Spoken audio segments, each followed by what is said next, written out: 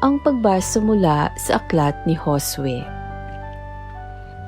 Noong mga araw na iyon, sinabi ng Panginoon kay Josue, "Inalis ko ngayon ang kahihiyan ng pagkaalipin ninyo sa Ehipto." Samantalang nasa Gilgal sa kapatagan ng Jericho ang mga Israelita, ipinagdiwang nila ang Paskwa noong hapon ng 14 ng unang buwan.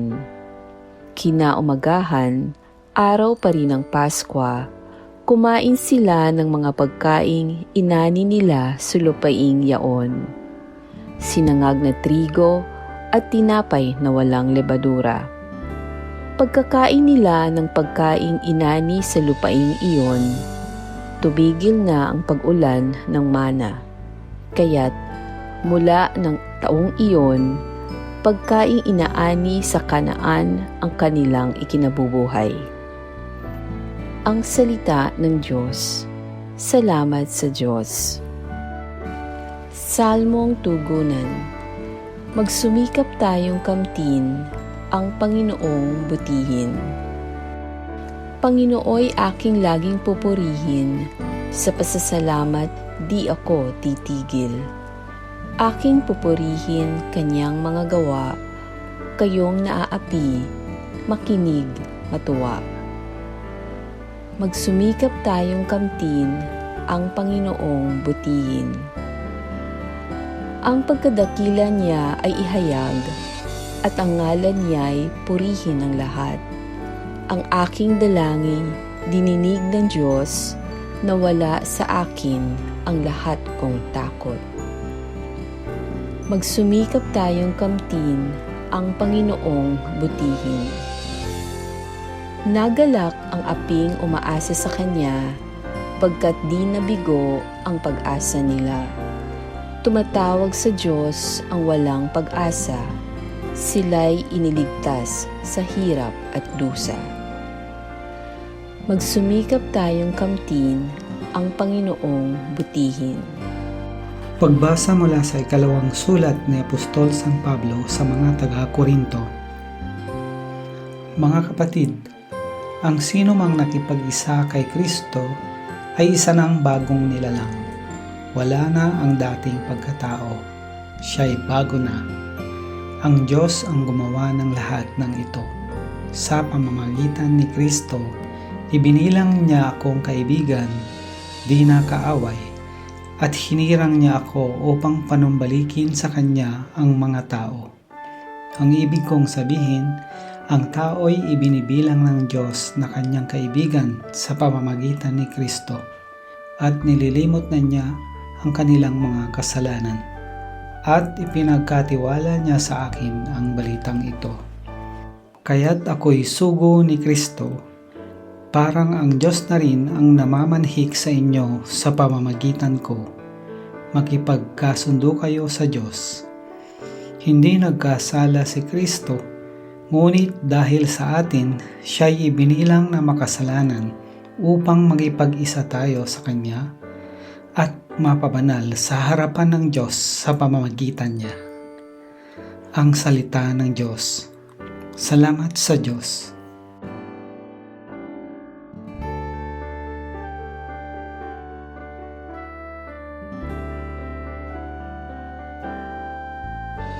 Ang mabuting balita ng Panginoon ayon kay San Lucas.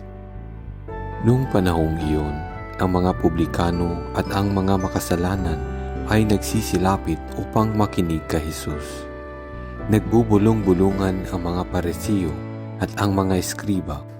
Ang sabi nila, ang taong ito'y nakikisalamuha sa mga makasalanan at nakikisalo sa kanila. Kaya't sinabi sa kanila ni Jesus ang talinghagang ito. Isang tao ang may 2 anak na lalaki. Ang wika ng bunso, "Ama, ibigay na po ninyo sa akin ang mamanahin ko." At binahagi sa kanila ng ama ang kanyang ari-arian. Pagkalipas ng ilang araw, ipinagbili ng bunso ang kanyang ari-arian at nagtungo sa malayong lupain. Taglay ang buo niyang kayamanan at dooy nilustay na lahat sa diwastong pamumuhay. Nang malustay na niya ang kanyang kayamanan, nagkaroon ng matinding tagutom sa lupaing yaon at nagdalita siya. Kaya't namasukan siya sa isang mamamayan ng lupaing yaon. Siya'y pinapunta nito sa bukid upang mag-alaga ng baboy. Ibig sana niyang punan ang kanyang pagkain kahit na mga bungang kahoy na ipinakakain sa mga baboy, ngunit walang magbigay sa kanya. Nang mapag-isip-isip niya ang kanyang ginawa, nasabi niya sa sarili, "Ang mga alila ng aking ama ay may sapat na pagkain at lumalabis pa, samantalang ako'y namamatay ng gutom dito. Babalik ako sa kanya at sasabihin ko, Ama, nagkasala po ako sa Diyos at sa inyo. Hindi na po ako karapat-dapat na tawagin ninyong anak. Ibilang na lamang ninyo akong isa sa inyong mga alila." At tumindig siya at pumaroon sa kanyang ama. Malayo pa'y natanawa na siya ng ama at ito'y labis na nahabag sa kanya. Kaya't patakbo siyang sinalubong, niyakap at hinagkan. Sinabi ng anak, "Ama, nagasala po ako sa Diyos at sa inyo. Hindi na po ako karapat-dapat na tawagin ninyong anak." Ngunit tinawag ng ama ang kanyang mga alila, "Madali, dalhin ninyo rito ang pinakamahusay na damit at isuot sa kanya. Suotan siya ng singsing at panyapak. Kunin ang pinatabang guya at patayin. Kumain tayo at magsaya, sapagkat namatay na ang anak kong ito, ngunit muling nabuhay, nawala ngunit nasumpungan, at sila'y nagsaya." Nasa bukid noon ang anak na panganay. Umuwi siya at nang malapit na sa bahay ay narinig niya ang tugtugan at sayawan. Tinawag niya ang isa sa mga alila at tinanong, "Bakit?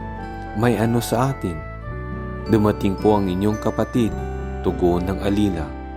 "Ipinapatay ng inyong ama ang pinatabang guya, sapagkat nagbalik siyang buhay at walang sakit." Nagalit ang panganay at ayaw itong pumasok sa bahay. Kaya't lumabas ang kanyang ama at inamu-amo siya.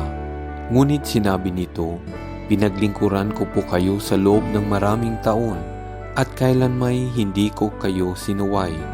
Ngunit ni minsay hindi ninyo ako binigyan ng kahit isang bisirong kambing para magkatuwaan kami ng aking mga kaibigan. Subalit nang dumating ang anak ninyong lumustay ng inyong kabuhayan sa masasamang babae, ipinagpatay pa ninyo ng pinatabang guya."